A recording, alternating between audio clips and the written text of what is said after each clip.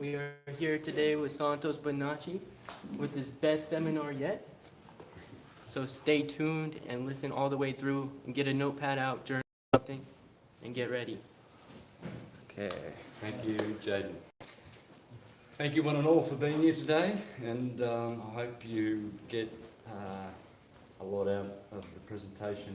This is a release, which I've never done before. Usually I just do presentations. Release in that I'm going to be releasing how I define what I've been doing for the last 10 years, which I've been calling syncretism. So syncretism is the science of merging all fields of human knowledge, theological, philosophical, scientific.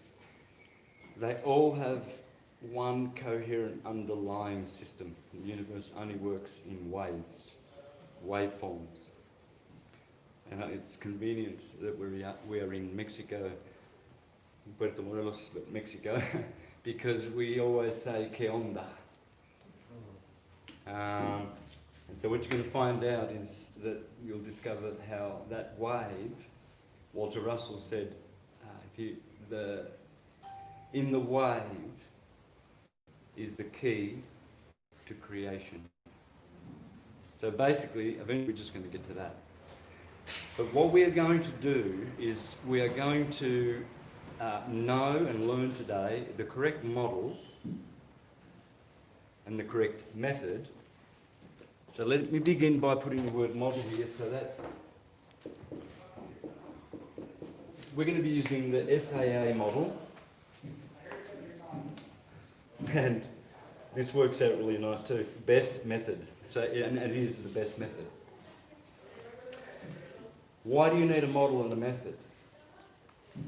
Well, have you ever been taught an incorrect model and then applied the method to get the results that you thought you were going to get, and you failed because the model was faulty?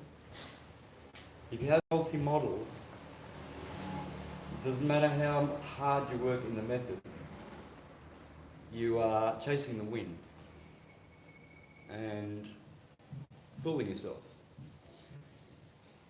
Today, all the models are flawed. The religious models are flawed. Religion has failed humanity. Pseudoscience is being presented to people rather than true science.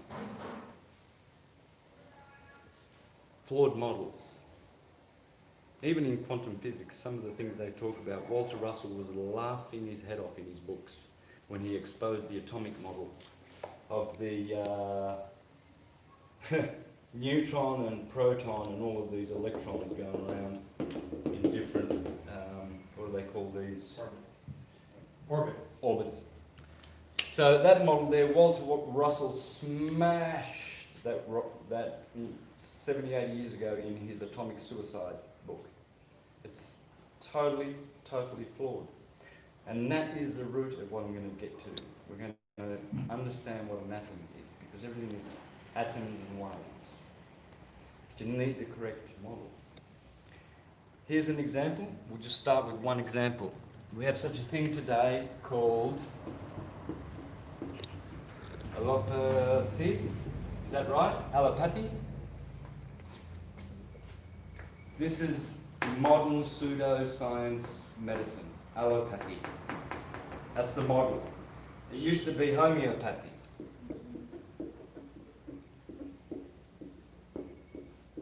Up until the Rothschilds decided they wanted to take over the world with their oil business and put plastics in your medicine and inject you with vaccinations. That's allopathy. That came along to destroy homeopathy, which is plant medicine, because it's similar to our biology, without making all of these chemical changes and what have you, so that you can reach this. So allopathy, for instance, just one example. If you've got cancer, you go to the doctor, and what's the first thing they'll suggest to do? Therapy. That's their method. Which therapy?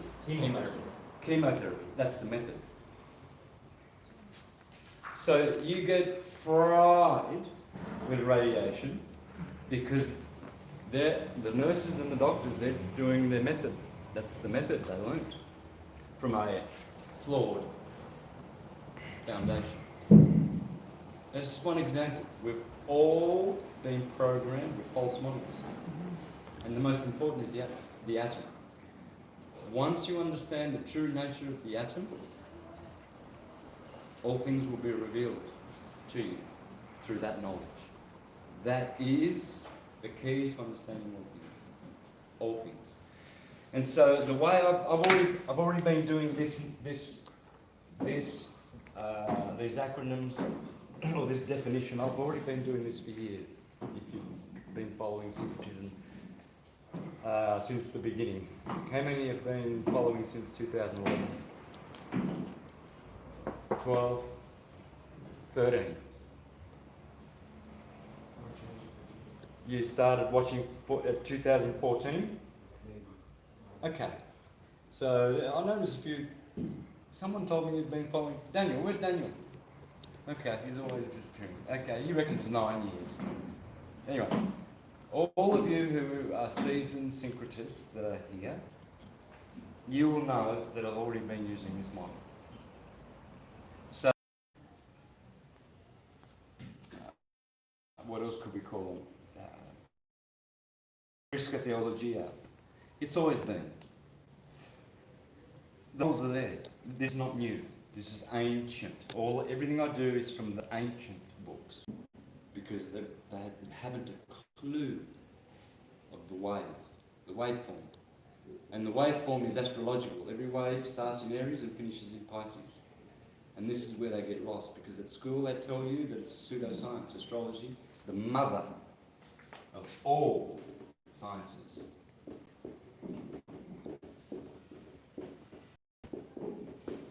Sorry for my poor, messy caveman writing. It's, as long as it's legible.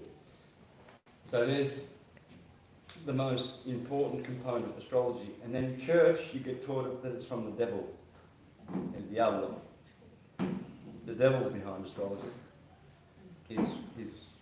Apparently he's the author and he's hiding behind this science, which I will prove it to be a science, and I have. Because it is essentially the science of electromagnetism. And that's what we're going to be talking about today. The true electromagnetic force of the universe, how it works, and how it's the origin of all our fairy tales, nursery rhymes, mythologies, cosmologies, legends, plays, theatres, tragedies, operas, films, movies, etc., etc. Everything comes from the electromagnetic, beautiful universe that we live in. Frequencies. As I released from my Cancun presentation, energy, frequency, vibration. That's all we're going to talk about. And you can check that out. It's on my YouTube channel. It is. It's all energy, frequency, and vibration. Waves. Vibrations are waves. Transverse waves. So what we're going to do is we're going to put syncretism right here. Of course, this was the word syncretism. It had to be, didn't it?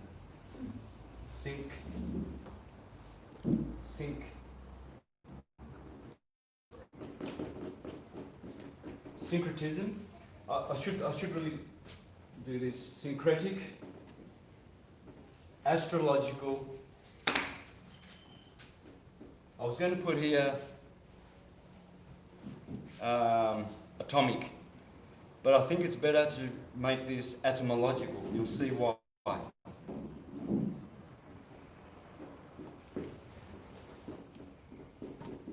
But if you were just to leave the atomic model there, all is atom, the Egyptians told. Okay? All is atom, which means everything is atomic. The secret is we need to know what that is. What is an atom? Because this model has already been laughed at by Tesla, Steinmetz, Ken Wheeler. You're going to see some of his films on YouTube. Ken Wheeler, I know there's some fans of Ken Wheeler here, giving a great plug because he is the greatest teacher of magnetism at the moment living. Yeah, I need that wet one, thank you. So, This model is out the window. The model we are going to be using is the torus model. The torus field. So a torus field has what's called inside a hyperbola. And this is one of the most important components of the torus field.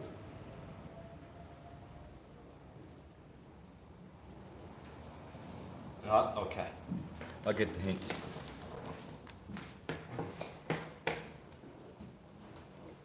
Looks like an apple, as you'll see. It has a plane of inertia. We're going to see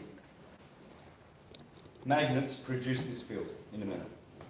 Every magnet, you have a magnet on you. Everything in these phones, everything in your computers, everything is all magnets. Everything is electromagnetic, and that is the field. That's an atom. There's no particles running around here, because particles, thank you Walter Russell, do not exist. So the quantum physicists who are teaching about a wave-particle universe, you observe it, it's a particle, you stop observing, it's a wave. That model is totally flawed, because there are no particles. What there are instead is another P word, pulses. So it's a pulse wave universe. Throw out the particle forever. And I would recommend reading Walter Russell. That's where I began my journey on understanding the frequency, what Tesla said. If you want to understand the universe, you have to understand energy, frequency, vibration, in that order. And I explain why in that order in my video that I've just released. It must be order. Energy's first, then the frequency of the energy, then the vibration, which is the effect, which produces all of this nice solid stuff that we seem to be in love with. Everyone's going around making money, working to try and get things. You know? Houses and cars and swimming courts and helicopters. So that's the vibration, which we'll get to. So here we have the model. It must be syncretic, inclusive, not exclusive. Judaism will not save you. It's exclusive. If you're a Christian, you go to hell. Christianity, you're looking for Christianity as it is now. Of course, all of this is Judaism, Christianity, Islam, Hinduism, Buddhism, because syncretism is inclusive. It understands each and every one of them to be the same, because they are, in fact, the same. Huh? In Italy, a car is a macchina. Here is a coche. In France, voiture. But it's still a car. It's still that red Ford over there. Whatever you call it. Right? So this is what syncretism, this is why only syncretism, which the Roman elite families destroyed when they destroyed the Alexandrian library in the Hellenic period in Europe, when the Neoplatonists were thriving. Hypatia was murdered. They burned the library in Alexandria. That was all syncretism. Everyone knows the Greeks were syncretists. The Renaissance, syncretism. Marsilio Ficino started translating the Corpus Hermeticum, Plato, and they discovered the Renaissance was founded on syncretism. Then the elite families came back again and destroyed it with their crusades and inquisitions, which is still happening today, called COVID-19.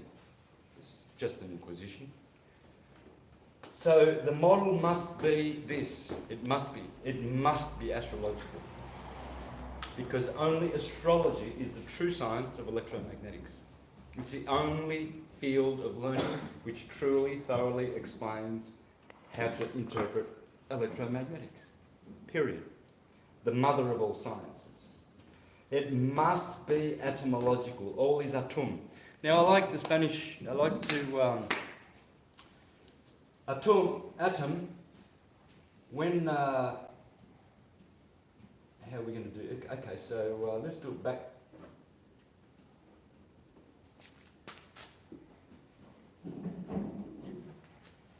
All is atum. What's that? Can all? I know there's Mexicans here. So what's this mota? Isn't that the stuff you smoke in a joint? Isn't it Mary Jane? Cannabis? All is atum.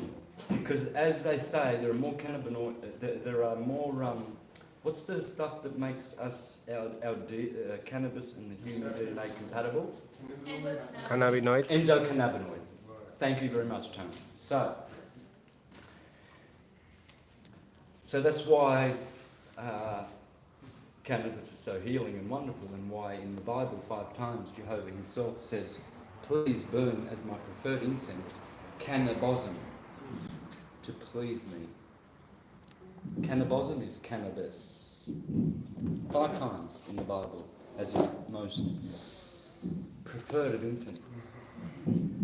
So this is the most important word of the universe. All words spring forth from atom. All things, all waves, light, sound, colours, numbers, letters. They are the 5 things that make the world. And that is what atom means. Atom in fact means indivisible. So when you take out the A, which is called a privative in Greek, which deprives the word of its true meaning and inverts it. For instance, theist is different to an atheist, right? That a privative, if atom means indivisible, Tom or Thomas means twin.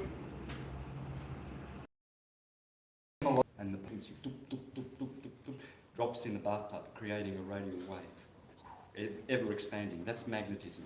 Longitudinal wave. It's a pulse. Digital. That's the true digital world, spiritual world, which creates then a wave, a transverse wave, which creates the Maya of this effect of electricity, the electrical world. The magnetism is 10 billion times more powerful than electricity, which is a hybrid. Thank you, Ken Wheeler. Thank you, Maxwell and Faraday, for that information. Magnetism is 10 billion times more powerful than electricity. So you have a radial wave, because that's the feminine magnetism, which is always expanding, never diminishing, and the effect is a transverse wave, which has a decay factor in it from the moment it begins. So everything in this world is decaying. Once upon a time we had ley lines and pyramids and cathedrals and edifices that were holding through resonance the transverse wave. They were keeping it without decay, and people were living for thousands of years.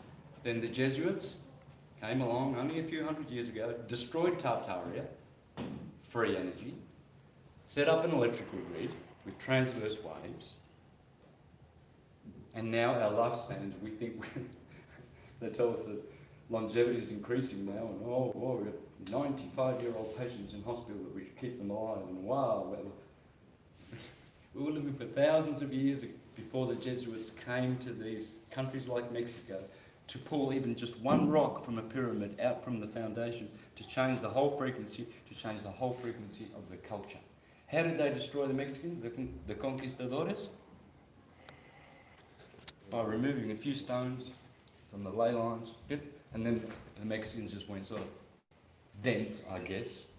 Like everyone else that was conquered, the Aborigines in Australia, the Indians, the Hopis and the Navajo in the United States. Same deal. Those people there, those people are the people who give you the wrong models. They are Jesuits.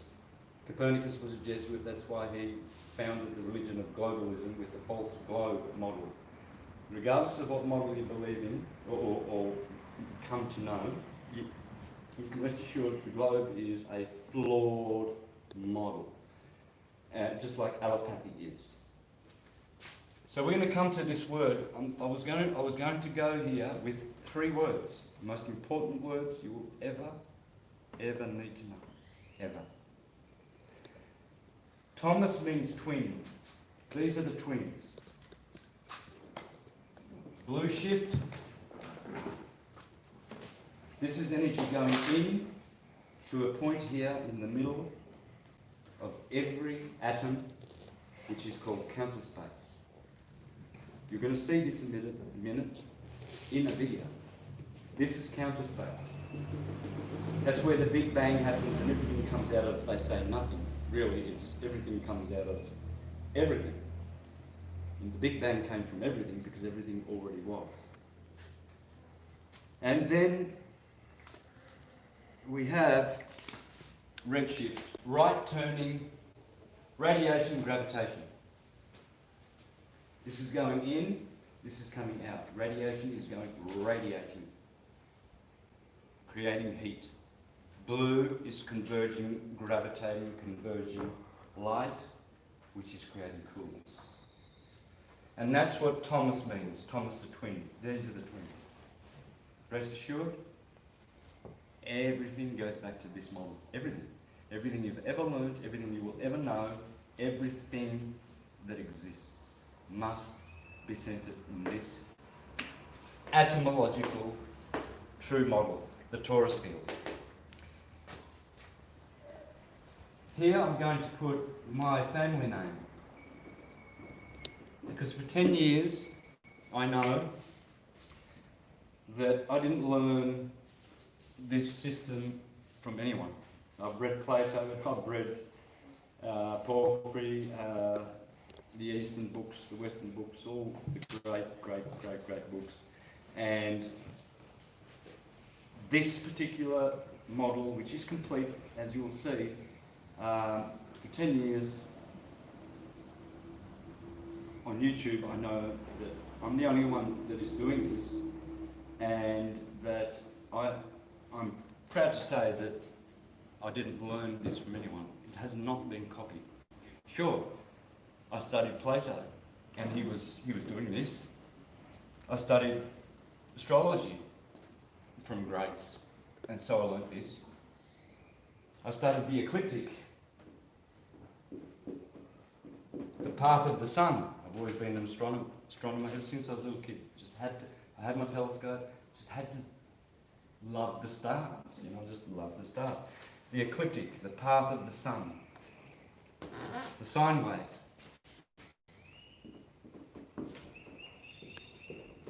This is the method. Today what we're going to be doing is this.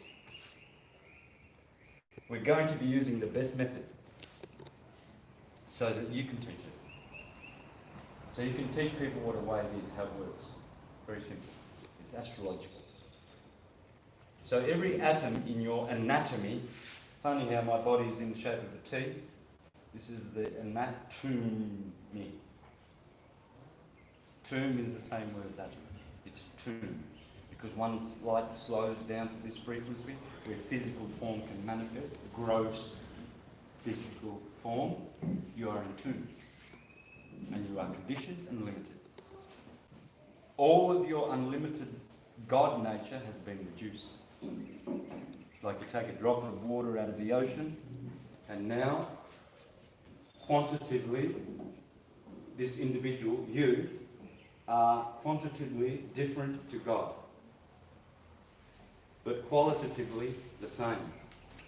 Taste the drop, it's the same salt water as the ocean. We have the same, qualitatively we are equal, the same as God, electromagnetic. The only difference is that we are quantitatively micro.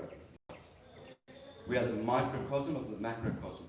The macrocosm is this, the ecliptic. Once you study this astrological ecliptic, because all these zodiacal signs are on the ecliptic. This is where people get fooled with the two systems of astrology, sidereal in the east and tropical in the west, tropical, which is what I'm teaching here. Because the ecliptic is where the signs, the constellations really are. They're not, those stars of Scorpio, they're not necessarily there. First they are on the ecliptic, which is the tropical system. So that S.A.A.M. B.E.S.T method is what I believe we can start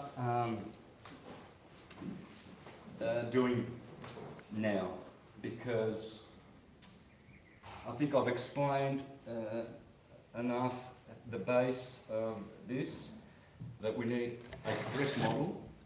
Like in this case, the method, even with COVID, right, for instance, how many videos have you seen where nurses are speaking out saying the methods we're using are just killing people, right? I'm just following what the Surgeon General, said. That's the model we've got given. We've got these machines, we put them on respirators and they die. Why don't we stop doing that then? They still keep doing it. Oh, probably because they get $39,000 from the government. Right, that's why they're killing people. So that's what allopathy does. It's a murderous, money-making, evil, vicious machine that murders your family members in hospital without you knowing, because they give them on purpose drugs which they should never, ever administer to human beings. So it gives me great pleasure to release this today, and knowing the power that it has to destroy all delusions, it just gives me great pleasure to share this with you. Because this is the most powerful thing you'll ever learn. You won't get this in church. You're not going to get this in any university or seminary in the world.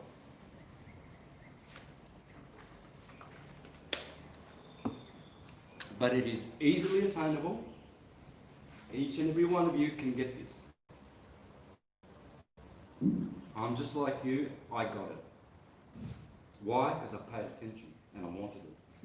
When you want things, you get them. And ever since a little boy, I've always wanted to know the truth. That's all, I just want to know the truth. Probably because, as someone famous once said, you will know the truth and the truth will set you free. I don't like limitations. Who likes being limited? I've been to jail twice for doing this work in Australia. That was not nice, sitting in the jail cell for 7 weeks. Don't you feel sometimes that even just living free is like a jail sometimes? Especially when you have a bad day, you know? Everything goes wrong. Why? Because we're limited. If we had our full power, we could manifest what we want right now. No such thing as prayer. As it says in the book of Jeremiah, before they open their lips to pray to me, they shall be granted their wish. Because this is coming. Our powers will be restored once we can know the truth, which will set you free. Is that still live streaming, by the way? Sure. Wow, it must be my service provider. So, Keep going. hello. All right, I just wanted to break because before I wipe this off, so I need to spend a bit of time on this sine wave. What's a sine wave? Sinusoidal wave. Thank you very much, Dwayne. But to call it a people call it a spiral. That, a spiral. This is not a spiral. No, sorry. Yes. This is a spiral.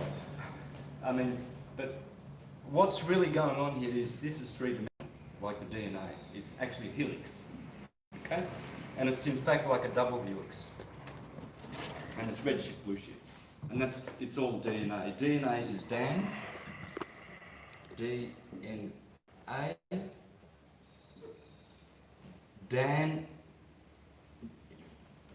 Dan. Why don't I write like this? Dan. Well, you know who that is. That is Adam, the man. In Japanese, Dansei is a man. And even in Japan, Dan is a man. Adam, DNA. Who, if you switch them around, you get Andrew. Andrew means what? Andros? Androgynous? Man. Andrew, Dan, DNA, helixes. This is the helix. This is three-dimensional. So the other two words, before we go further, the most important word of all is atom, right, with THC and all the cannabinoids. I don't usually smoke it. Try not to, it's got toxic effects. And I'm under the influence quite pleasantly right now. To be honest, I don't mind saying it because all these are tum. Okay, we need to know what is medicine for us. Cannabis is medicine. Okay, we need to know this because we are full of ailments.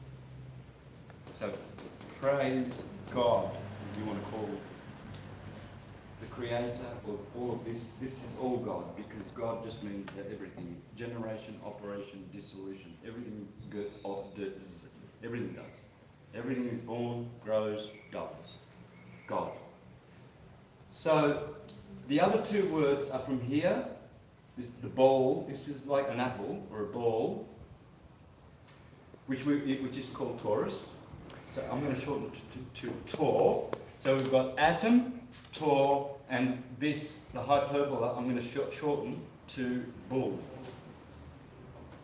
It's really bold, and in Spanish, arbol, this is the bowl, the tree of life in the centre of the Garden of Eden, because it's simply the hyperbola.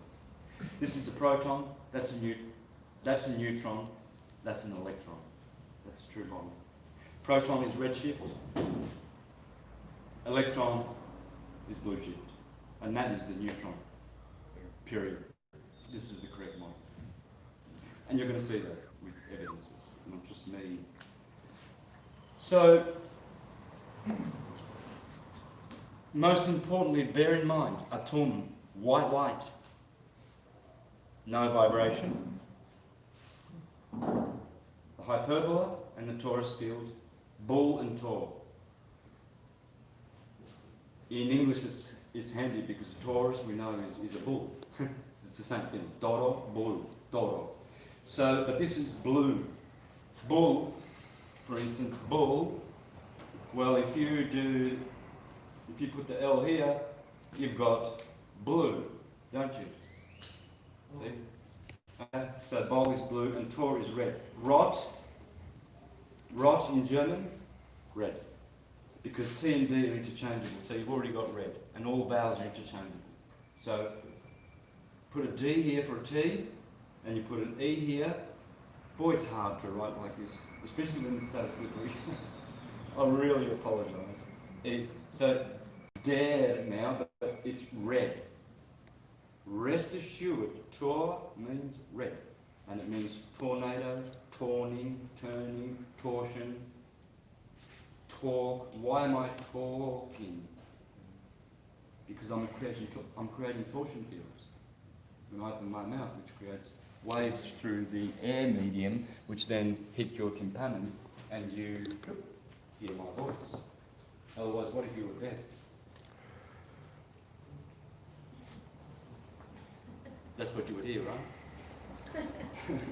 So remember that, because that is the base of this model, those three words, it's Trinity. And I like to say that atom is the neutron, the field, and the neutron is neutral, which gives you natural, which gives you nature. Neutral, neutron, neutral, nature. The bull is what they call the electron, and the tor is the proton. That's how, if you begin to see it that way, you will totally understand. The word for star. It's actually the word for star. S, master, monster, mobster, fraudster, imposter, bankster, rockstar, superstar, movie star, shooting star, pastor, minister, and we all have ancestors. Every one of us. Because that's where we start. It's the start. So, all of those stars that I mentioned, each and every one of us is one of those. Because we have a torus field, which is a torso. Can you see the word torso here? Okay. And you'll notice that the bottom chakra is what colour? Blue. Oh, sorry, red. Thank you, Sophia. I've done this 1,000 times. I'm just about that. The top of your torso. What colour is this chakra? So you see, the energy centred in the heart, this is the neutral plane of the torus field. So let's just do this real quick. Here we have the dot in counter space where all information comes from. The field, plane of inertia, everything. Blue shift is always on top.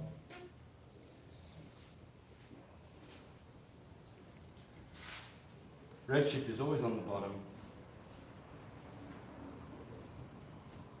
And so you have left turning, right. Now let's do it. Right turning, red shift, radiation. Right turning, red shift, radiation. This is called centrifugal divergent. This is called centripetal convergent. Thank you, Walter Russell. Thank you, Ken Wheeler. Most importantly, Ken Wheeler. You're going to see all this in action. He shows with his viewing film right there on his channel, red shift and blue shift, in the field of every magnet. And we call it the North Pole and the South Pole. And he says, there ain't no poles. It's just the way magnetism, the mother of creation, the sun is electricity. That's why Isis is always holding Horus. Because electricity, Horus, the child of the mother, is dependent on magnetism. Every wave, all good? No. Every radial wave, magnetism, creates a transverse wave. That's the sun of God. God is magnetism. Mag in Sanskrit means to move. So what is moving is the moment God's thought or energy starts pulsing. So this is your body. That's the core of the apple. Corazón of the manzana. In Spanish, that apple is called man because it's the human. Human. The woman, the hand, mano, manipulating, managing, maneuvering, manifesting, manufacturing, managing. Because we all have this field around us. Here, we have the green, 12 petaled, 1, 2, 3, 4, 5, 6, 7, 8, 9, 10, 11, 12 chakra. Green in the center. Here is this is your torso. The head is above. And this is how all systems are. Man is the measure of the universe. Thank you, Egyptians. Man is the measure of the universe. This man. You see, Adam ate an apple. Eve ate an apple. Whose apple was it? Well, remember the sine wave? This makes a sine wave. The serpent in the Garden of Eden. This is the Ouroboros eating its tail, doing the eternal figure eight. You know, you ladies have the Ouroboros with the serpent eating its tail on your rings. Well, it's just this. Everything is this.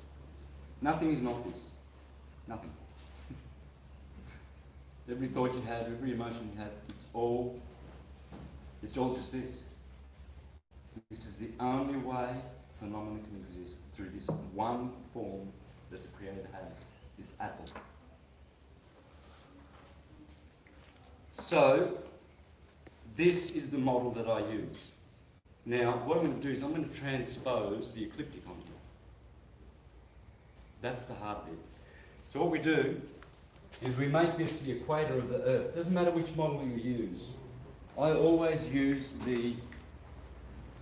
there's the globe model, there's the flat Earth AE model, there's the concave Earth model. But when it comes to the map, I always use this rectangular, it's called transverse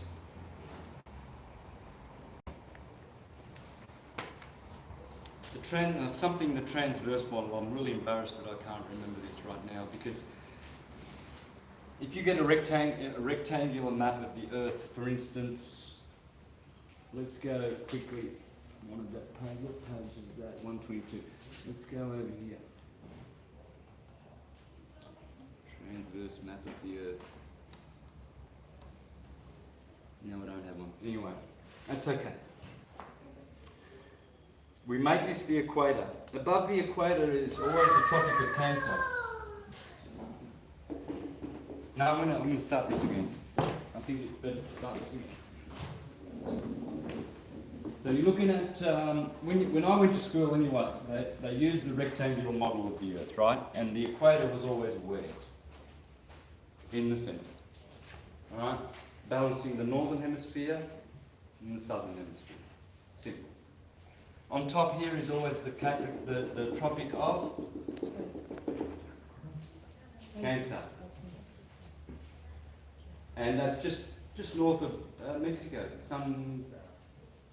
Just south of Mexico City. I think it's north. Tropic of Cancer. I don't know. Anyway, we're in the tropics. We are inside the Tropic of Cancer. Where we are here in the Yucatan, we're somewhere about here. So we're inside the tropics. Here is the Tropic of Capricorn. That's what you call tropical astrology. It's based on this. The year never changes. It always starts on the 21st of March at the equator. Sun goes up to the 21st of June, the solstice. Sun goes down for the 23rd of September for the autumnal equinox. Goes down to winter, 21st of December. It's coming up next week in 7 days. It's the 15th of December. We just had an eclipse yesterday, and in 7 days' time, have you been watching Saturn and Jupiter? Well, let's have a look quickly at their position in the sky right now.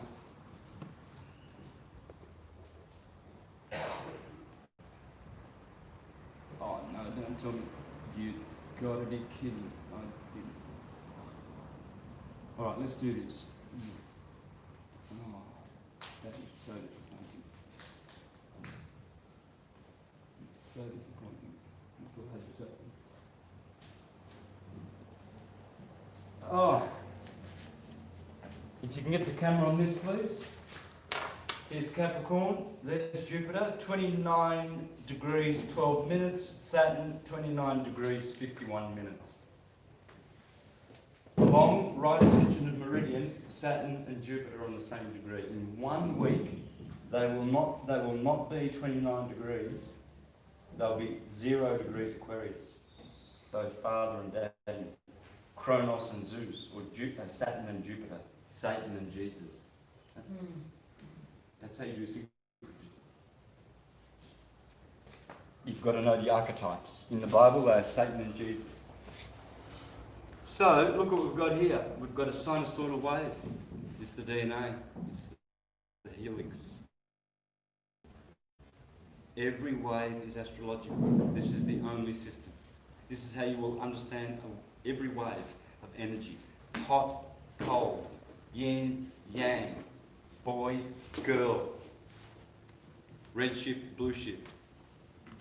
How many red and blues have you seen to divide us? The police car siren, red, blue. Ambulance, red, blue. Red pill, blue pill. Take your choice. Red blood, blue blood. We are the red bloods. The blue bloods supposedly have all the money. Roses are red, violets are blue. Republicans are red, Democrats are blue. Neither of them give a shit about you.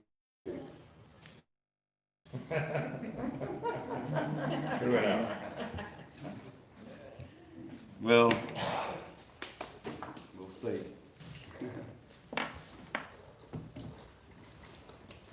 So that's the wave. The sine wave, folks.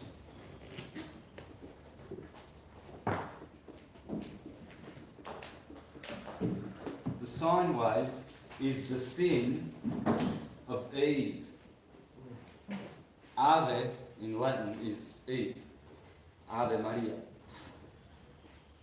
This is the sin, because the serpent that spoke to her in the Garden of Eden is that tantalizing thought of materializing to experience sense gratification. That's why we're here.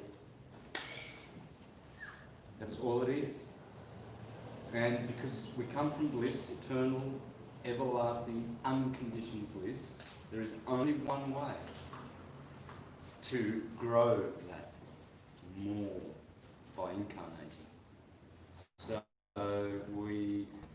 this is how we get the apple, the mun, the human, how we become a mansana through this. So what I'm going to do now is I'm going to make this a circle. This black one's working really good. A circle here, and then I'm going to show the cross. There's the cross. There's a reason why those are equal. That's the equinoxes. There's a reason why this stem is longer, because when the sun goes down to the Tropic of Capricorn, if you put a sundial in the ground, you have a long shadow in winter. If you're in, say, the United States of America, you've got a long shadow here when the sun reaches.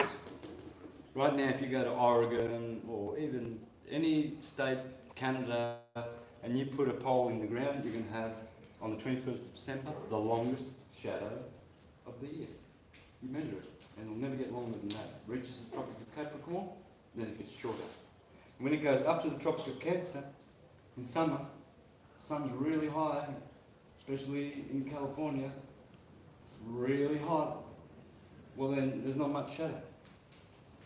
Equinoxes, solstices. This is a symbol of the wave, as is the yin and yang, as is the swastika, as is every single symbol you have ever seen, or corporate logo, because they all come from this, the astrological etymological model.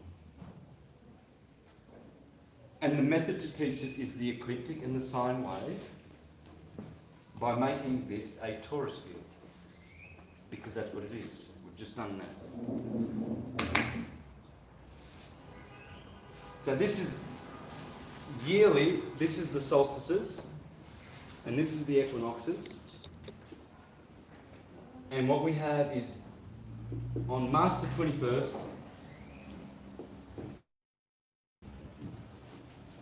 the year begins at the equal point, where it's called an equinox. Why is it called an equinox? Because it's equal night and equal day.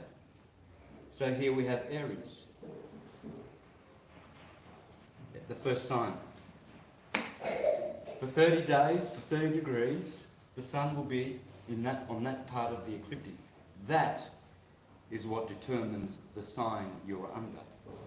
Sidereal, because of precession of the equinoxes, now Pisces is coming into that space, but that's sidereal, that's the stars. Tropical astrology gets its signs from the ecliptic. The ecliptic is closer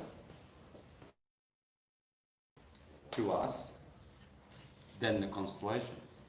Whatever model you use, even in the new popular flat earth model now. Taurus, Aries, Taurus, Gemini. This one here, can you guess what this sign is? Cancer, of course. We're in the Tropic of Cancer. Cancer is here always. See? And this is June the 21st.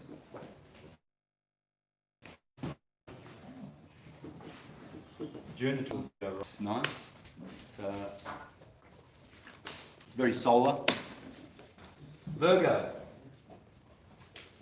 Libra. This is a 12-partene cytosine. Of course, it's all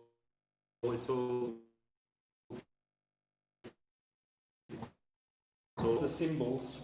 The symbol of Pisces, for instance, is this. That's how you symbolize Pisces, the last sign. Well, that's the plane of inertia, and that's the hyperbole. Let's keep it simple. There are photos of Aborigines, which I have in these PowerPoint presentations, photos of Aborigines with this torus field tattooed on them, and in New Zealand. I used to drive a car when I was a teenager. It's a muscle car, like a Chevrolet with a big V8, called Torana, Taurus field. It's an Aboriginal word for rushing in the wind, Torana, because it's a tornado. It's a torsion field, and everything is turning. Great to see you, John. Yeah, man. Wow. All right. So Tor backwards is to rotate.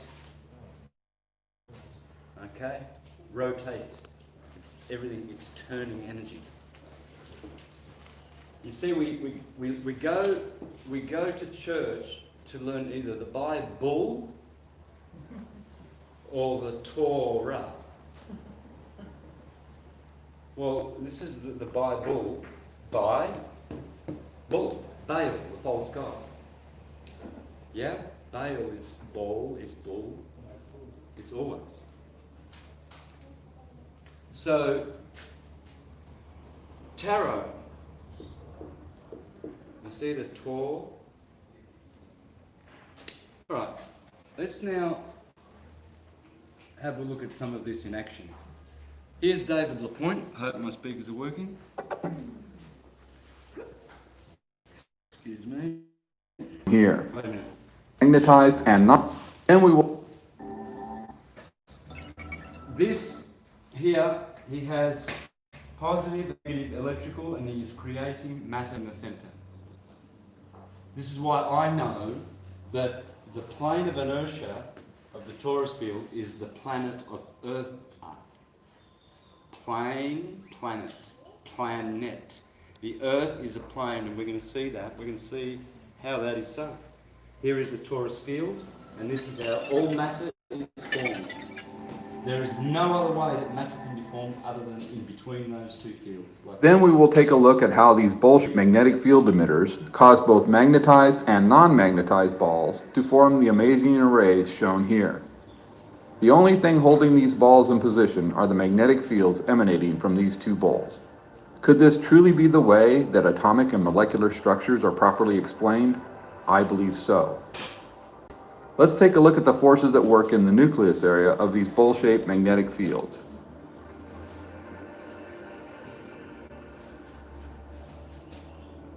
Shown here are ordinary non-magnetized 5mm steel balls. These bowl-shaped magnetic fields induce a magnetic field into each steel ball, which causes them to repel each other while at the same time keeping the balls structured together.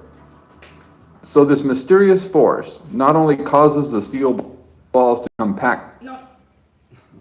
I really did try to get this right. So this mysterious force not only. What's that? Count them. How many? 8.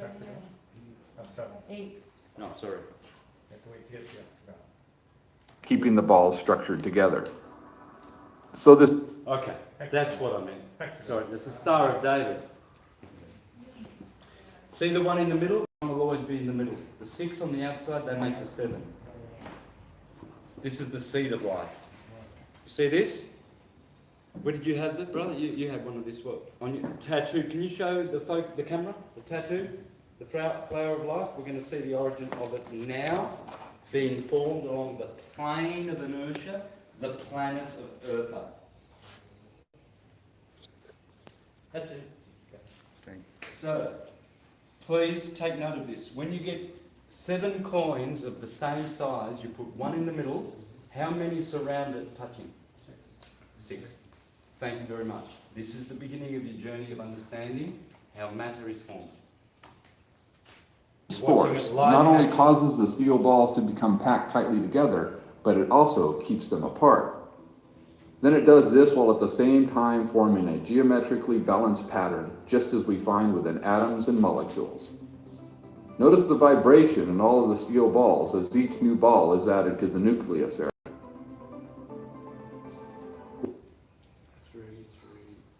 What we see at work here is what I believe would truly be defined as 2, 3, 4, 5, 6, 7, 8, 9, 10, 11. the strong force.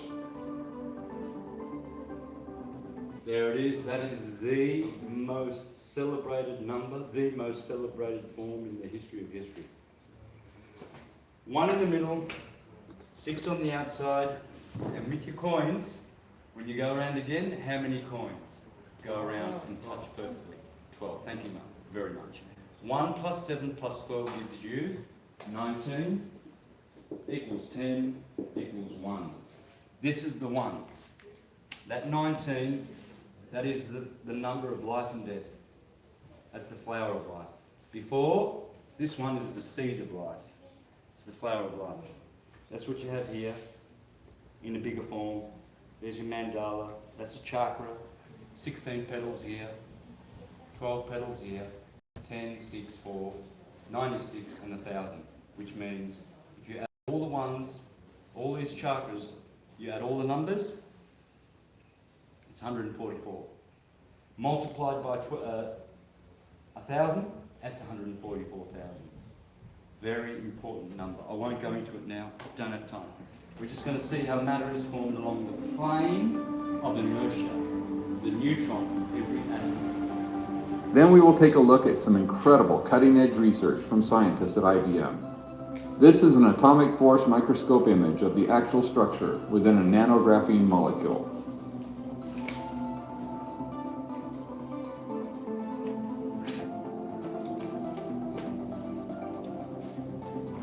These are photos. These are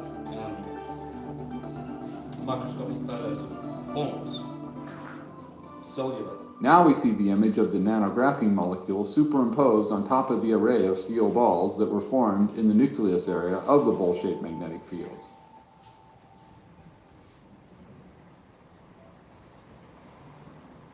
Now let's watch some other phenomena, shall we? Just pay attention. The steel balls are supported by a sheet of clear acrylic, which does not come in contact with the magnetic bowls at all. Therefore, it is only the magnetic fields of the red and blue bowls which are responsible for the shape of the patterns we observe here.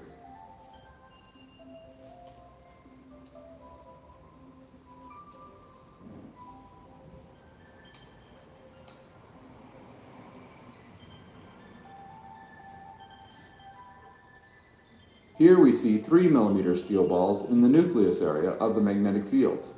Notice how they can trade positions with the other balls in the array, but the basic geometric pattern is always maintained.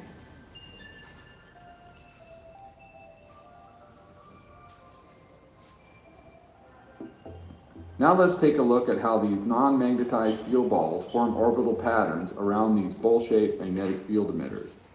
Again, notice how even in the orbital area, these magnetic fields cause the steel balls to be packed tightly together, and yet at the same time they repel each other.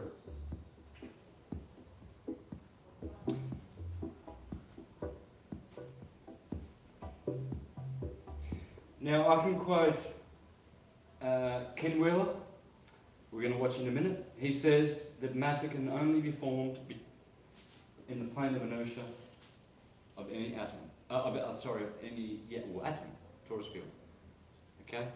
It can't be formed anywhere else but on that plane. So we are on a theatre.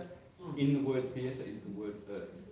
So as all of our ancients, all of them, if you don't want them to be offended at your ignorance, please do not offend them. They all had the earth stationary, immovable. It does not move. And like a mandala, Bhumandala, in Bhagavad Gita says earth is a Bhumandala. That means flat plane. On the island of Jambudvip. That's why we have tectonic plates. That's why we have aeroplanes flying over the plane, never dipping their noses, because that is how the earth is formed. And this is like how Antarctica is a ring around the earth, because there's always worlds going out and out and out. Your torus field may be measured by photographic technology today, and you can see your aura, but it doesn't stop there. You never end. Inside this hyperbola that you're looking at called Santos Bonacci, so I'll have an energy field that you can feel close, but it will go on forever because it's nested inside of a field, inside of a field, inside of a field, like Russian dolls. And they say it goes forever. No one knows when it ends. After the 19 balls in the center, did you just add one ball and then it went out into the next orbit? Yeah. Wow. Yeah. Yeah. I might have to go back and look at that, but I think that's what happened, to be honest. Isn't that interesting? See how 19 is always that number of life and death. It's the flower of life. Let me just go forward. See, this is what Even 25mm non-magnetized steel balls follow these same rules. I believe it is time to reevaluate our theories of atomic structure and the forces at work therein. As you can see, a wide range of steel balls were placed around these magnetic fields with the same basic results. starting to get interesting now. If that wasn't enough.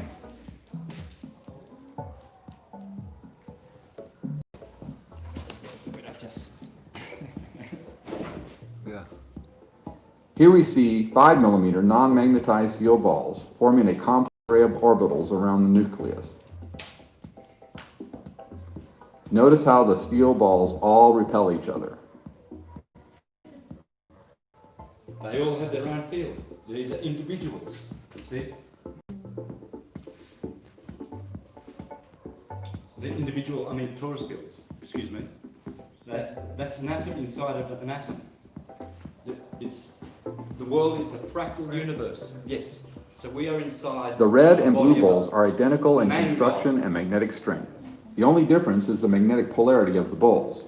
The red balls are north magnetic polarity and the blue balls are south magnetic polarity.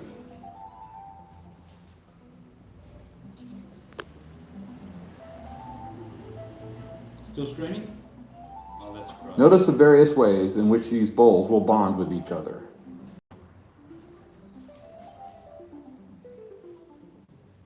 Here we see how the large and small balls interact with each other magnetically.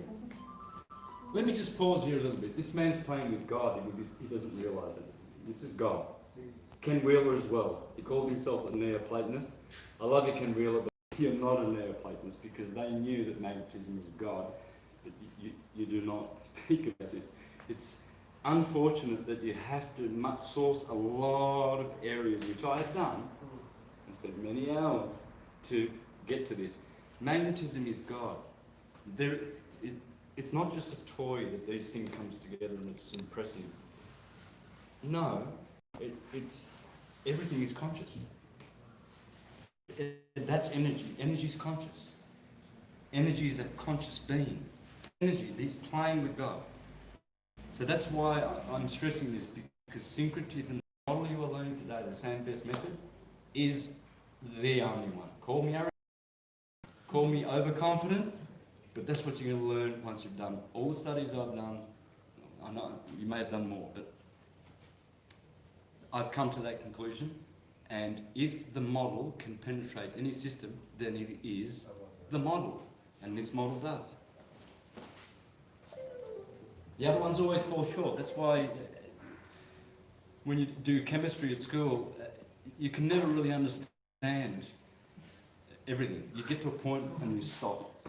It's like nothing works. Why? Why do people stop when they study physics and chemistry and they stop and then that's it and they don't go any further? Because the model is flawed. They have all the wrong models. Notice how the small blue ball is forced to flip over and then floats within the large red ball. Please watch this. The small red ball responds quite differently, as you can clearly see. Interesting.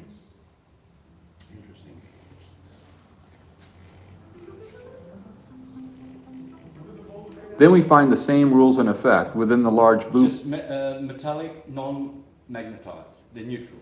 The little balls you're talking about? No, the balls. The balls. Well, one is positively charged and the other is negatively charged. Remember, redshift is proton. This is electron. Radiation and gravitation. That's all. From one end, dielectricity is pulling and attracting. They say magnetism is attracting. That's totally the opposite. Magnetism repels. You can't say, oh, I'm attracted to the magnetism of that person. No, because magnetism is radiating and repelling. It's dielectricity. Black light, not white light. Black light that is attracting you to someone else. It's their dielectric nature. But the magnetic ray is repelling, but it's radiating. So you feel it, but that's what you're attracted to, the feeling of it. But it's not attracting you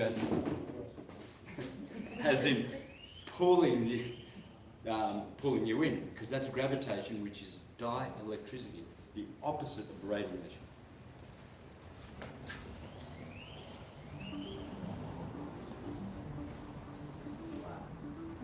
Now you see how the orbital distance of the small bowl set is determined by the spacing between the large red and blue bowls.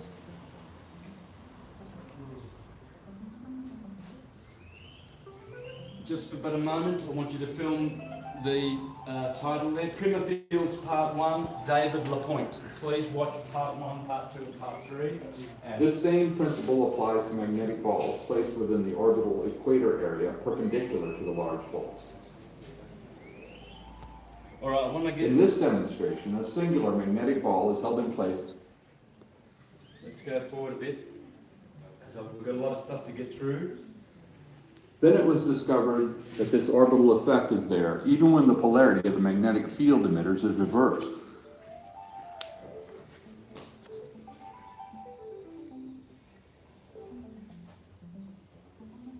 Okay, this is interesting.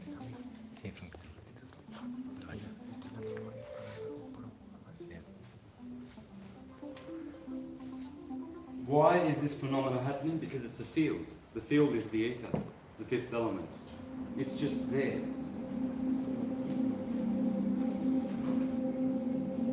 Okay, this is where it gets interesting. Look at those lines. We're going to watch those lines live now.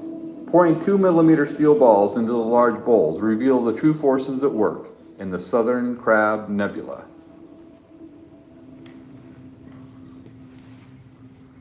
Macrocosm, that's the same as you. Your body is like this, just like this, because there's only one model, fractal. A wide variety of methods were used to study the magnetic fields emanating from these bowls.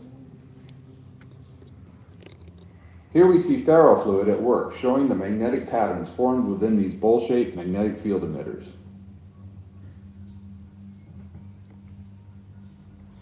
Then for the very first time, it's now possible to actually repel non-magnetized steel balls with a static magnetic field. The magnetic field emitted from these bowls induces a magnetic field into the steel ball and then repels it along the axis of these magnetic field emitters. This knowledge is the key to understanding how these magnetic fields confine the nucleus of all matter, from electrons to galaxies.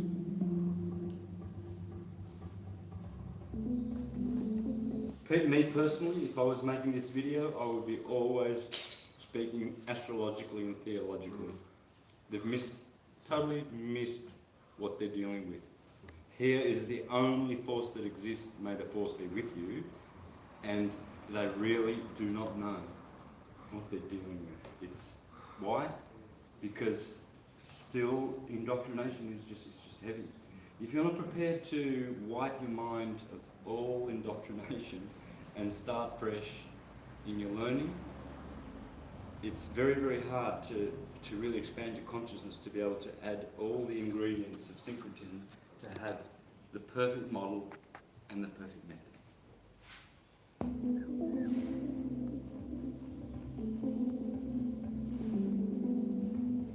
Okay, before we go, I think I'm going to finish this one. Back to his laboratory. There it is. Sonoluminescence. Everything is sonoluminescence. Sound and light. I like doing this one.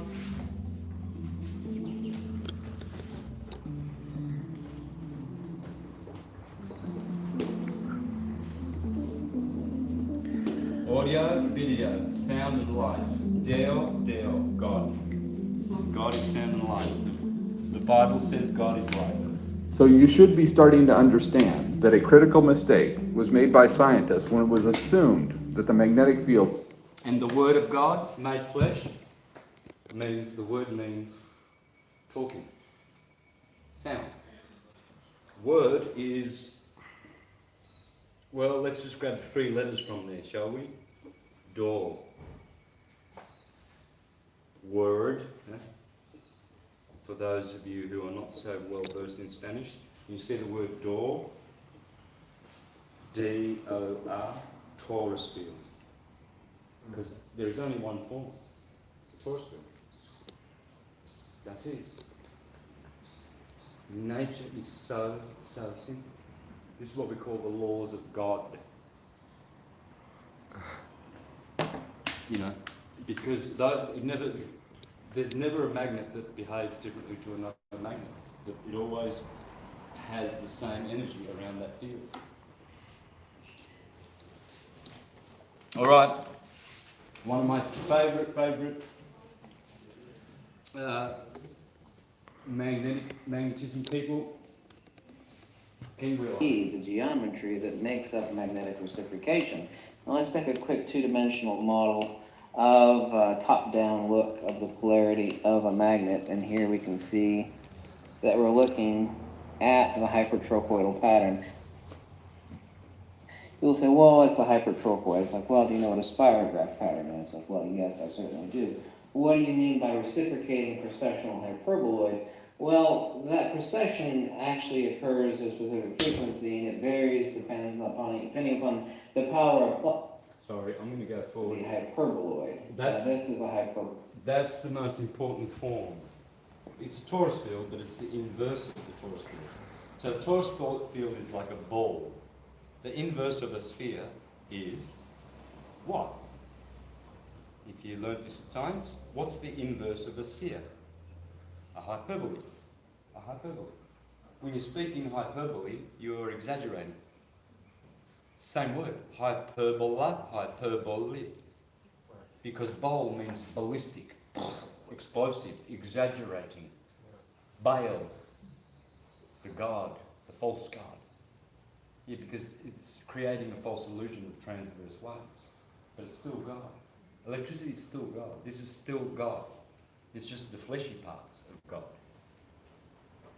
You've got your fleshy parts, but you've got spirit and soul, right? Where's that? If I'm a doctor and I cut you open, can I pull out all your negative emotions? Oh, that one's not nice. This one, that one, well, they're not there. But they are there, because you feel them. But they're not in there. They're in another field. A brain surgeon can't take out all your bad thoughts, right? Yeah. Oh, whoa, that was a stupid thought. Just remember this one. They're not in there, but they are in there. It's like here. This phone has got 500 gigabytes. Let's just for an example of photos and films. I go to the Apple shop. I get a new one, same model, no data. Which one's heavier? Which phone is heavier? The full one or the empty one? They're exactly the same. Because those photos are not there. You can't get a hammer like in Zoolander. Remember Zoolander? I want that file. So he smashed his computer. He's looking for a file, right? So this phone is a good example because it is spirit, soul and body. The body is the photo, which comes from the RAM, which is the soul, the delivery system, which comes from the file, which is the spirit. And why is it a spirit? Because that information is in counter space. It's not in here. I can move my phone over here and the information comes along with it, but it's only information, zeros and ones. Remember, the whole world is made of zeros and ones. So this phone's full of zeros and ones for getting all its information, right? This is why people don't understand the Big Bang. It comes from nothing. How can everything come from nothing? Well, it can't. See, because that photo can't come from nothing. There was something there, a spirit, fire. Because that information is held in this box in counter space. It's not spatial, although this phone spatially contains the information. So wherever I go, I carry that information, it comes from counter space. And all of those waves, those ones and zeros, they're all in crystals. Christ.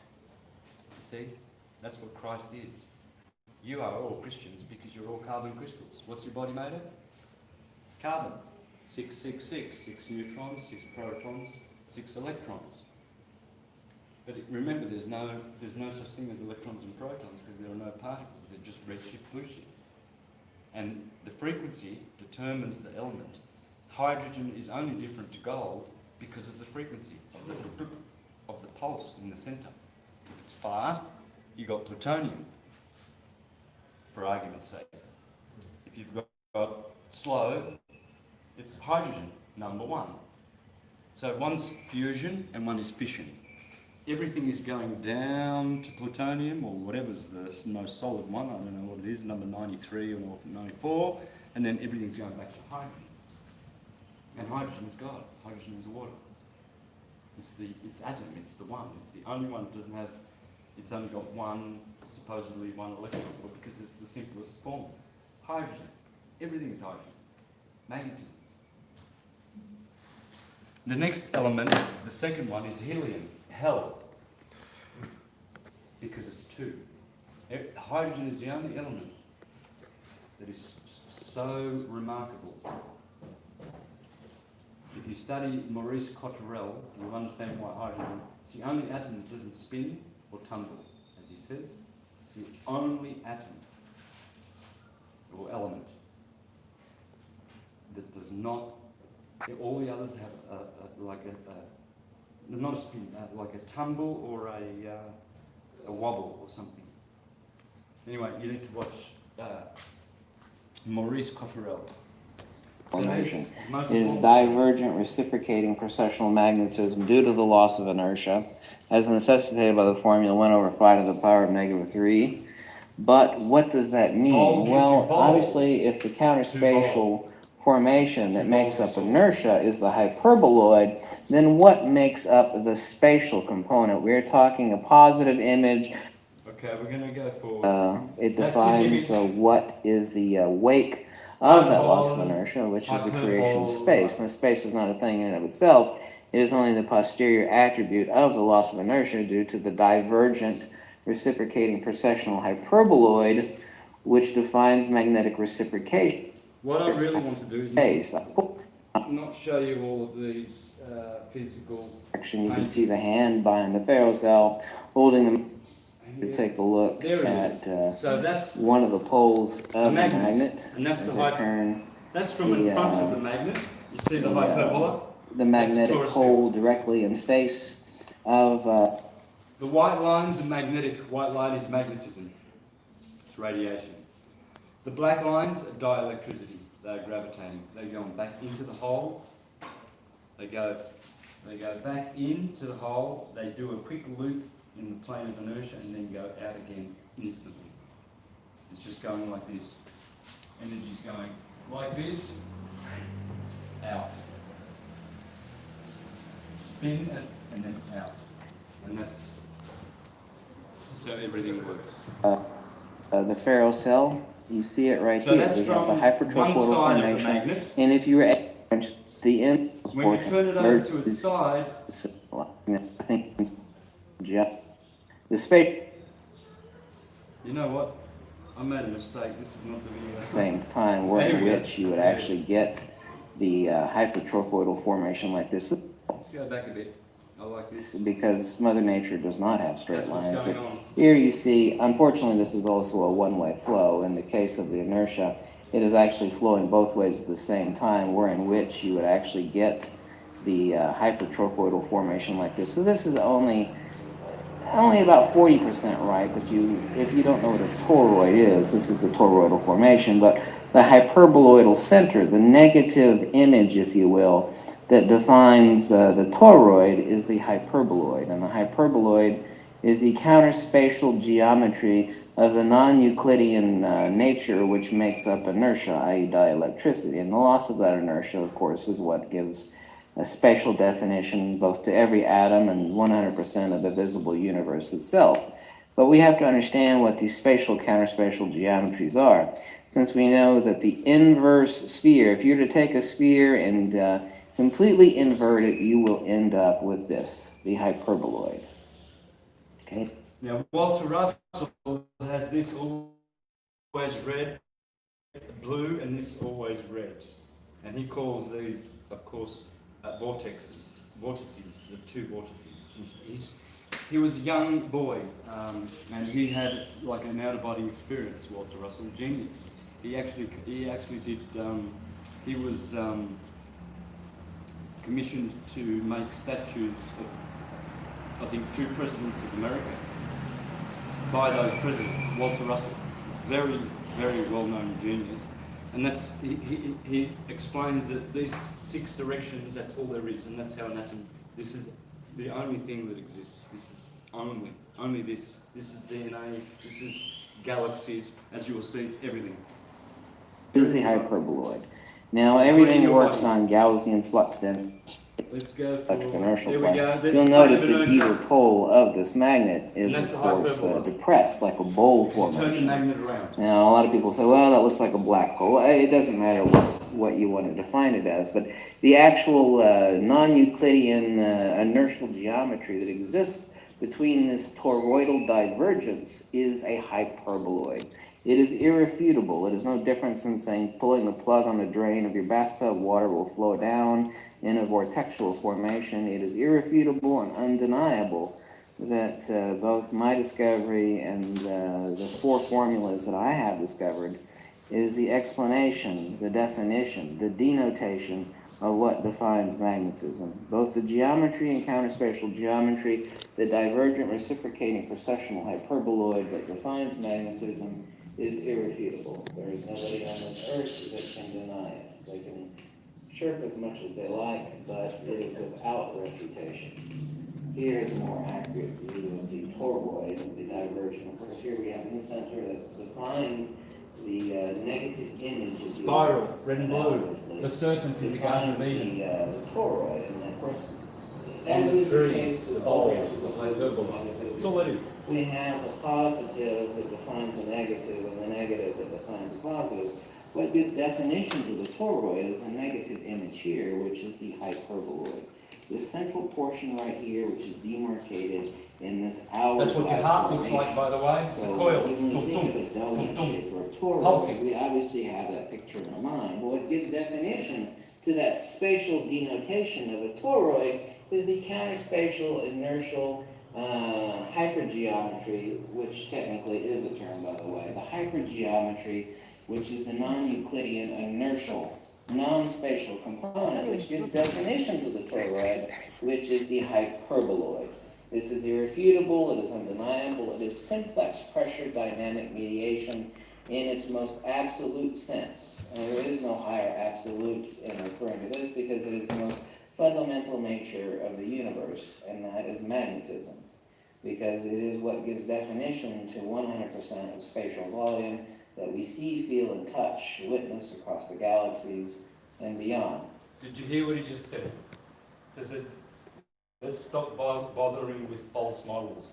Nature is simple. This is the only thing Mother Nature can do. She cannot do anything else. Energy cannot go like this, in one direction. Energy is always, immediately, redshift and blueshift. Red is always first, then blue. Even quantum physics teaches this. Walter Russell, these guys, all of them. Red is always first.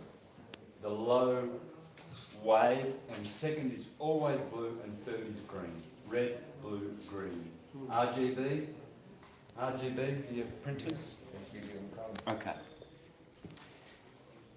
So keep it simple. The plane of inertia is the green earth that we live on. Okay?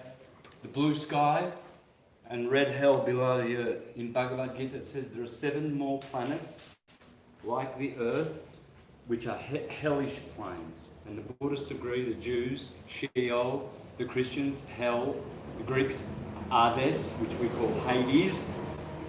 Hades means the planes under the earth, and that's where these so-called extraterrestrials, or the fallen angels, they call them, who are ruling the world at the moment with their inquisition, that's where they come from. They're coming from those 12 planets under the Earth plane net. Likewise, When you have the right model, you have the right method. seen in accretion disk formations, seen in galactic jets, seen in spiral galaxies. From macro to micro, everything is self-similar. It is all simplex fractal pressure dynamic mediation. But understanding the spatial counterspatial geometry that defines magnetism is somewhat obtuse, and most human beings are certainly not inclined to think in those sort of terms. Here we have another hyperboloid, and obviously the divergent reciprocating magnetism that also processes at a frequency that defines the toroid. So the ultimate point of this is that the toroid and the hyperboloid are both one and the same thing. You know, you got one side of the coin and then the other side of the coin, but they're both the coin. They're both one and the... So what he's saying is this is the coin, this is one half of the coin, the hyperbola, and the torus is the other half. You can't speak of... Everyone talks about torus fields. I think they're so, you know, oh yeah, our torus field, as if they're speaking about something, but they never talk about the hyperbola. And Kim Wheeler says, he says in all most of the works that he's read, it's always the torus field, the torus field, the torus field. You cannot speak of only one face of the coin. You know, it has another face. And so that tree in the middle of the garden, by the way, it's in your spine. You have, that's why one side of your face is different. They're asymmetrical. Because why? Because red shift is larger than blue shift. Blue is a shorter wave. So its spiral is small like this, but red is bigger. So all atoms are pear-shaped. Like eggs. Golden eggs. That's what these are. These are the golden eggs, the apples of Apollo. I can't think right now. Huh? Talks about the egg. Yeah, the egg. It's an egg. Sperm, eggs, ovaries, eggs. It's these golden eggs. Aura that you have, your aura, that's your Torah. Torso. All words go back to those three words, all of them. We're going to see that in a minute. Why so many words end in bull and tor. Creator, actor, capable, able, table, stable, reliable, bull, and tor ending words. Why is that? And all these other words that end in tion, T-I-O-N, which is aton. Like nation, congregation. That shun, that's ton. And that's in every language. It's not just in English. So a lot of people really do themselves so much harm by saying, oh, well, they write to you and say, oh, but that's in English. You know, what about all the other languages? Well, I've done syncretism in 4 languages for a start. And I use, in my presentations, when I do actually go through, I go to Japanese, Greek, every language. I just told you I drove a car called a Torana. There's no possible way that can't be referring to, it's called, in Aboriginal, the fast wind. It's a torus field. That's in Australia. There's only one language, it's etymological. We call it etymological. Etymology is etymology.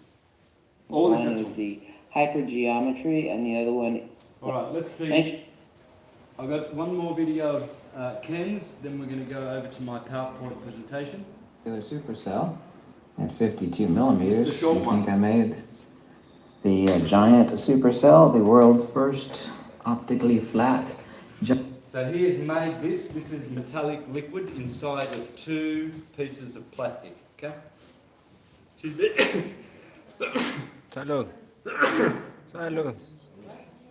One more. Salud.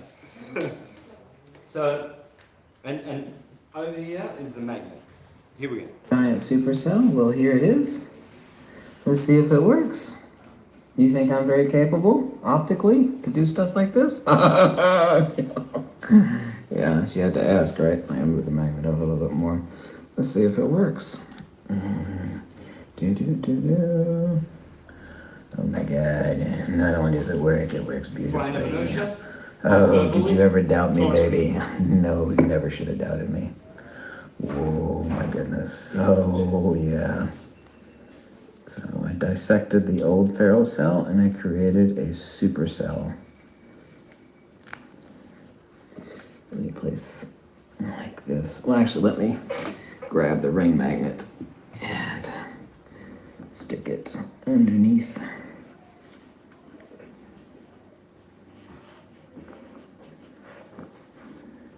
Now he's got a Taurus inside of a Taurus.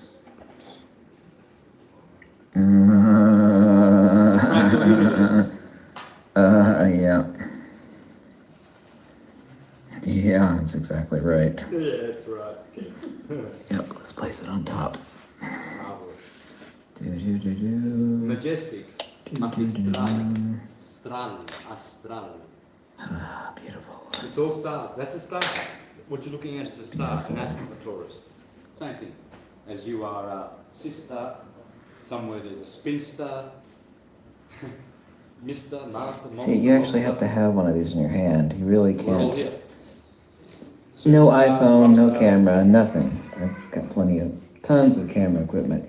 You will never appreciate the holographic effect on this. You can actually see. Look closely. Pay attention. Pay attention.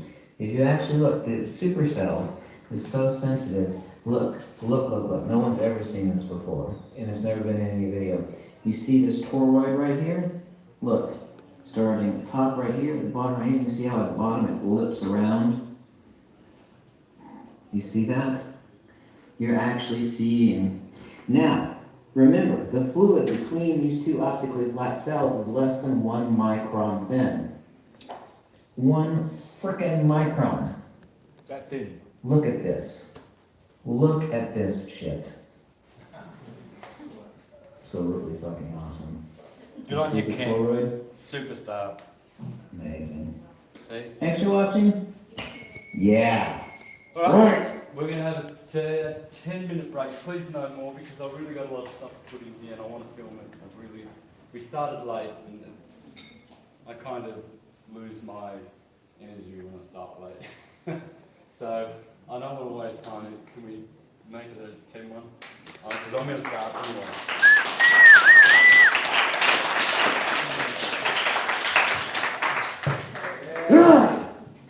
Yeah!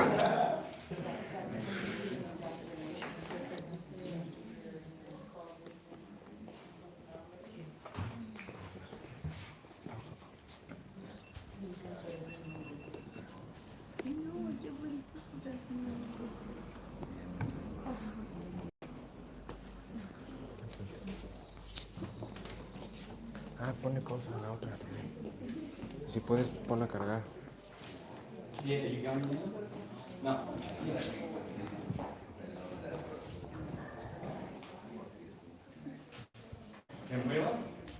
Hola. Hi, Saludos. Where are you coming from? from Spain. From Spain. Yes. And how did you know about the Santos Bonacci meeting tonight? Because of a friend of mine. Oh, cool. Yeah. Thanks for coming from that Thank you far. for inviting How you me. think about today? Yeah, I'm very happy to be here. Oh, thanks for It's coming. amazing what he's talking about. For sure. You're interested in the electromagnetism? Yeah, Okay. I'm a big fan. Okay. Are you enjoying this beautiful day? Of course, it's very pretty here. Where are you? Where you I'm are? staying at Playa del Carmen. Okay, but we are in Mexico, Caribe Mexicano. Cheers. Thanks for Cheers. coming. Thank you.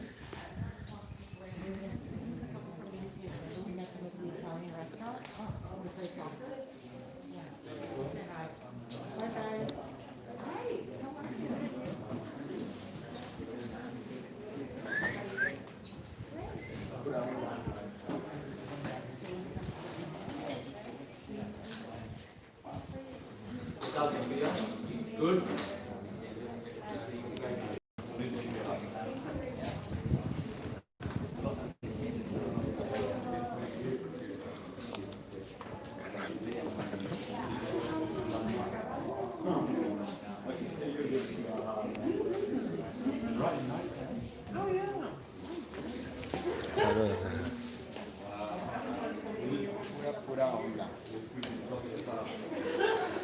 cuadritos.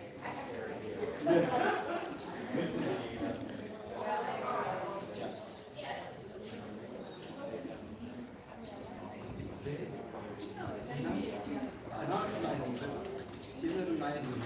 It's there. All of our teachers are letting us down. Oh, Voy a tomar. grandpa's got cancer. Right, let's put him on chemo. We'll fix him. Wrong method.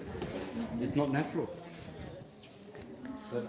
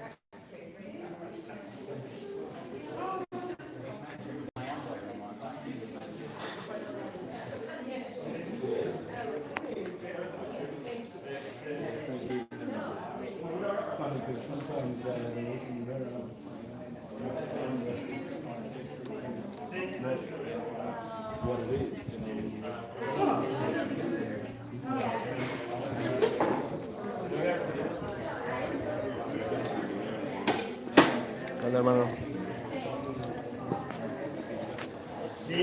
¿Tienes el cargador azul? ¿Me lo prestas? Con el cuadrito para cargar mi cel. Va. Are you doing it right now?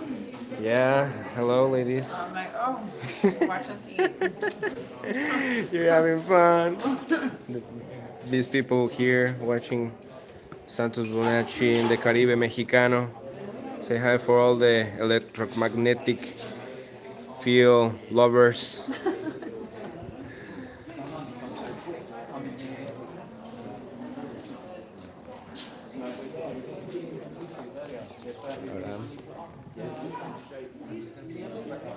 El azul.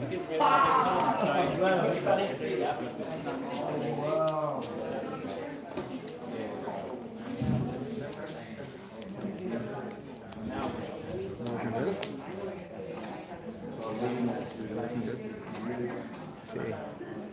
Quítale esa madre, por favor.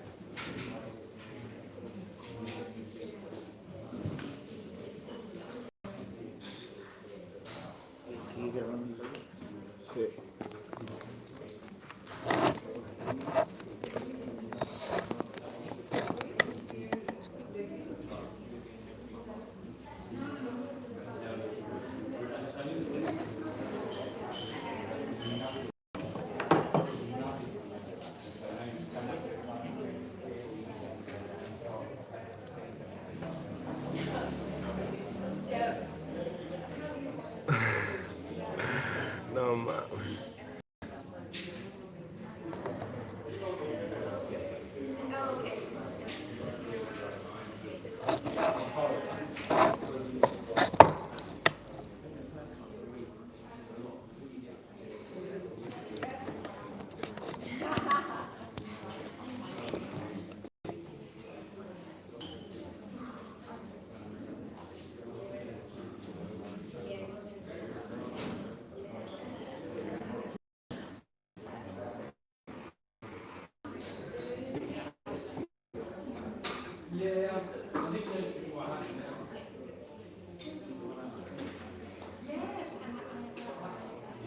I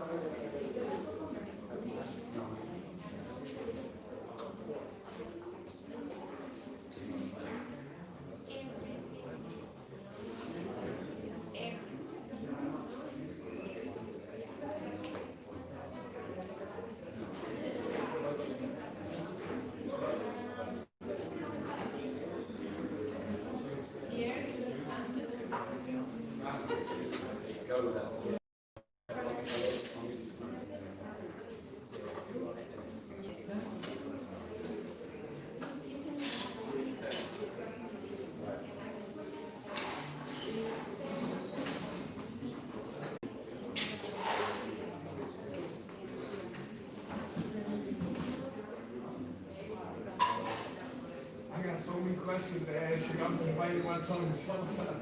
I wonder if anyone's got a cigar. Where's Daniel? You need a cigar? Yeah, I'll love a cigar, man.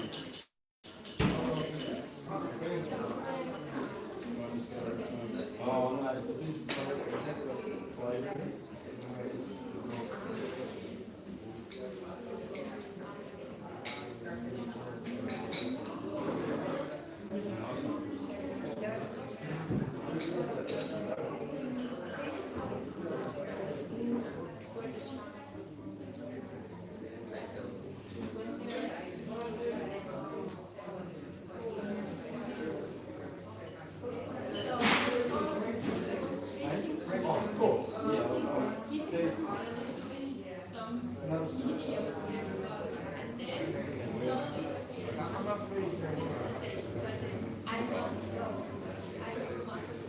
You got a lighter?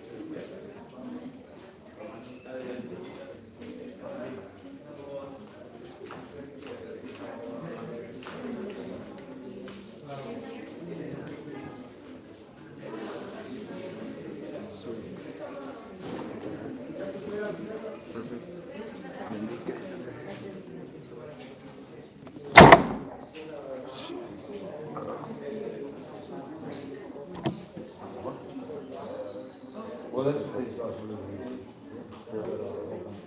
Oh, yeah? This guy. Yeah. I think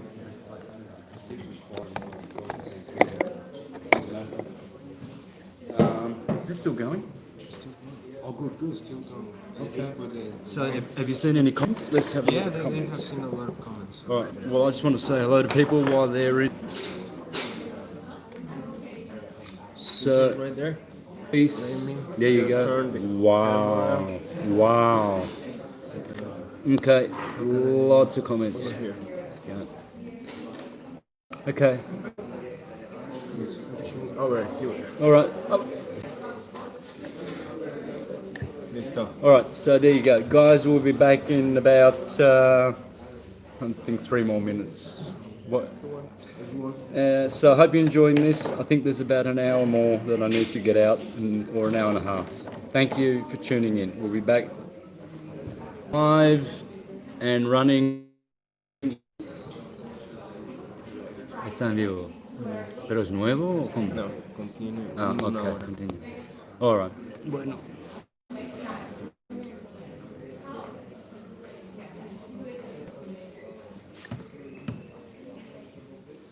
Yo soy casi y veo que todos están casi listos.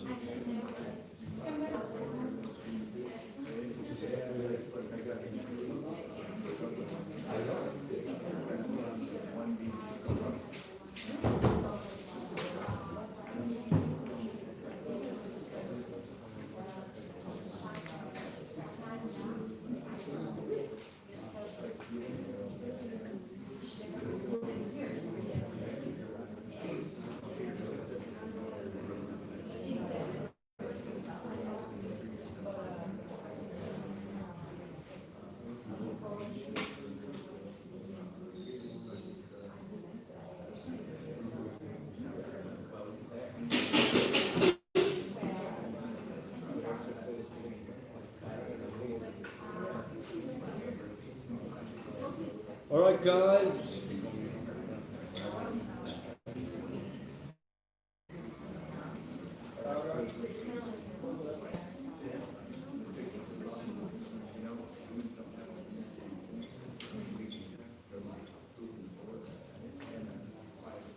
In 1 minute we'll start. It's all about time. Oh yeah. I need an hour and a half. If you've got any questions too, question and answers will be at the end. I've got about another half an hour of material to present.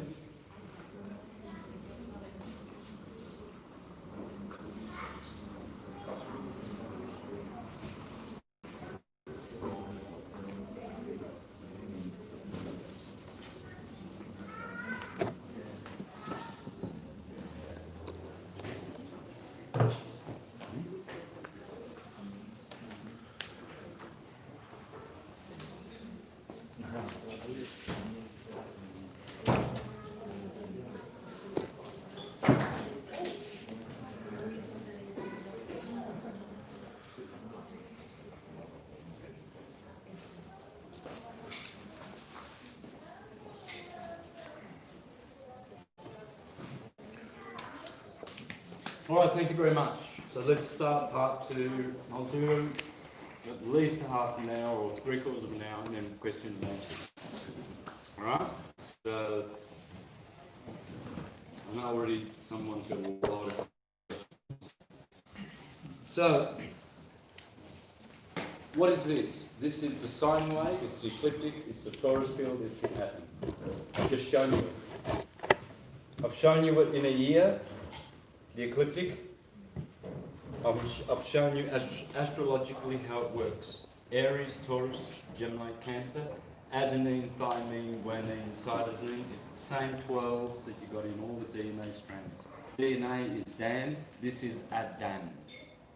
Adam, or Adam. All is up to him. This is also the day. If you put if you make this a 24-hour clock, this is the morning. 6 a.m. sunrise in the east, midday, 6 p.m. sunset, midnight. And lo and behold, that's exactly what astrology is.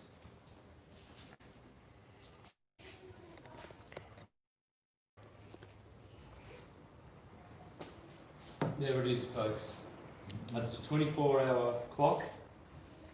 As I've shown you, 6 a.m., 12 p.m., 6 p.m., 12 a.m. That's exactly what's going on here. That's why in astrology, let's have a look at a typical chart, shall we? This is the science of the devil, remember? Pseudoscience. Alright, see that? All of that? Get rid of it. Because if you want to understand everything, you must be an astrologer. Hence, Job, do you know the Mazzaroth, you fool? Do you know it? Because if you don't, you are not my servant. What's Mazzaroth? Thank you, Hebrew language. The zodiac. This is God speaking. Can you tell forth the Mazzaroth? Can you or not? Because if you don't know this, you know nothing. Ascendant, that's where everything is in the east. This is the west, descending. AC, DC. This meridian here, midday, midnight, this separates A.M. from P.M. Everything is turning clockwise. It's a 24-hour clock. That's midday. Here's 1 o'clock. The houses start here. First house is here always, your personality. Second house, your money. Third house, your intelligence. Fourth, money, your home and investments. Children, pleasure. Illness, labour. Partners, spiritual science.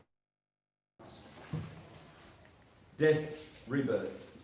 The high priestess, the priest. Travel, career, public life, social life, private life, and awakenedness. So this particular person looks like he's going to have a nice career, lots of travel, very creative, good social life, very generous to his partners, moonshine, nutrition? Nurturing, thank you. So what we have here, this cross here, this is the Holy Cross. The Mayans had it here for thousands of years before the conquistadors. The Indians had the swastika. Everybody had their symbol. Everybody. And it's all symbols, all numbers, all letters. They're all cross sections, profile-wise or top-down-wise, of the Taurus field. And this is a Taurus field. The year is going that way. Aries is the first sign, Taurus, Gemini the third, Cancer, blue water, Leo, red fire, green earth, Virgo, air, Libra. And you see, those are 4 different frequencies. Fire is plasma, earth is solid, gas, air is gas. In my bones, bony here, that's solid. GR is the first language. So, how to read the chart? Well, these 10 planets on the inside, the ecliptic, this is the ecliptic, they are travelling yearly, they are going this way, counterclockwise. Like mice on a treadmill. Uranus, 84, the lifespan of a human being. Neptune, 146 years. Venus, 1 year. Saturn, they give her 222 days and Mercury 88 days, but Venus and Mercury are the only planets that do epicycles around the sun. They follow the sun, but they come to this point. See, they're going around the sun like this. And when they're retrograding, it's just that they're going around like that way. That's all they're doing. But they're going around the sun as the sun goes around once through all those signs over here. The other planets, Jupiter, Saturn, and Mars, the 3 male planets, they have their own orbits, like the sun. Venus and Mercury do not.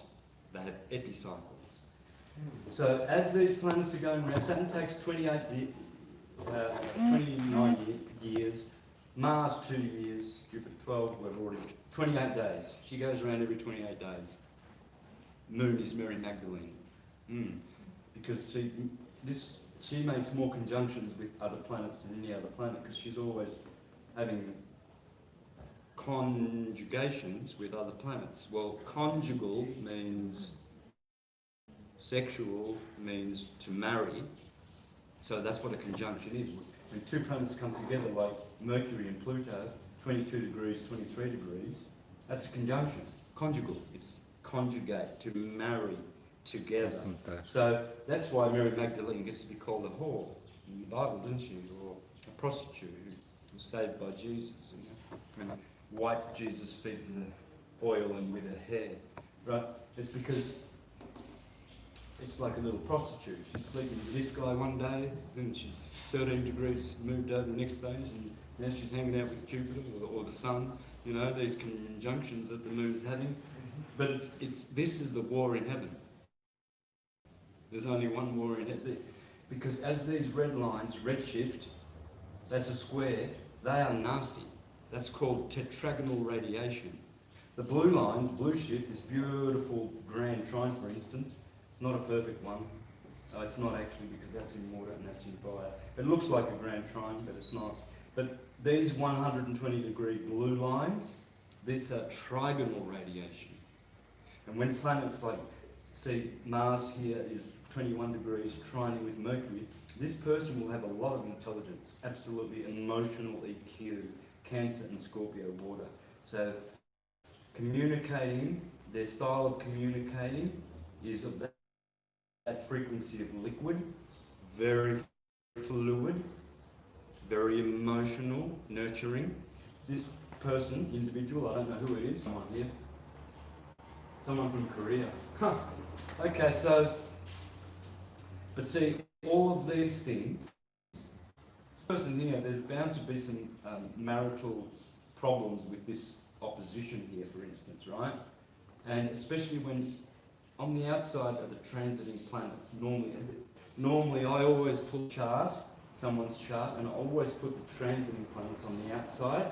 So, for instance, if Mars is coming along here, right, transiting, he's coming along here, and he hits this point. Well, that's what astrologers are looking for, to look into the future to see, watch out, next month, Mars will be in your 7th house, on your Jupiter. Mars is a malefic, meaning bad, so how is it going to be bad? Well, it's going to be in that element of air, so it'll be mentally bad, mental stress to the relationship, because that's the house of relationships. Mental energy, martial energy, aggressive. Jupiter, it'll have elements of the moon in the fire. You've got to put all these things together to make a diagnosis and a prediction, not fixed in stone, because you can't do that. Well, you can if you had all the information, which we don't have. You see, what's happened with this beautiful science of electromagnetism is, you see here we have 22 degrees and 11 minutes. We don't have the seconds. In every 360th degree